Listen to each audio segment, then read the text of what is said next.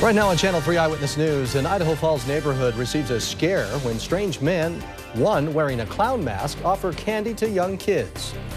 Congress is proposing a new $100 fee per flight for aviators. How would this affect local pilots? And it's severe weather week. What you need to do to prepare for wild weather ahead. Channel 3 Eyewitness News begins now. This is Channel 3 Eyewitness News. According to President Obama's proposed budget for next year, a possible $100 per flight user fee could come into play for the aviation industry. Eyewitness News reporter Stephanie Hale-Lopez joins us live right now from the Rigby Airport. And Stephanie, why the need for this fee, first of all?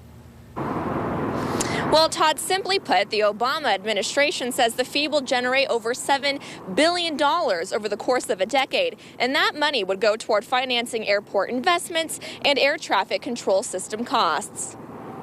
If approved by Congress, the fee would apply to general aviation operators, which would then be paid to the Federal Aviation Administration. For Brandon Visser, an agricultural pilot for Visser Ag Incorporated, this tax would leave his business with a hefty bill.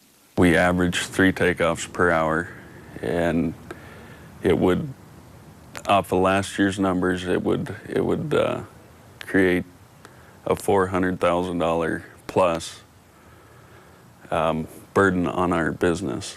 Visser uses his aviation skills for crop protection and other ag-related responsibilities. However, the ag industry wouldn't be the only industry affected by this tax. Aircraft tourism along backcountry strips and even aerial firefighters like Bruce Spalding would also be subject to pay the fee. We're not going to be able to absorb those fees and continue to provide the services we do. We'd have to pass those fees on to the agencies, who in turn require a lot of federal dollars to implement their programs as well.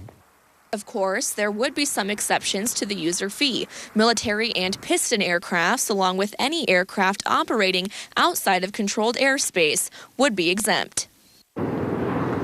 Now, Idaho Governor Butch Otter recently submitted a letter to the president to voice his disapproval of the tax and expressed just how important general aviation is to the state of Idaho.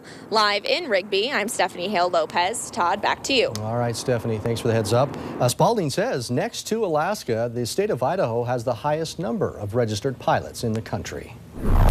In Washington, the nation's highest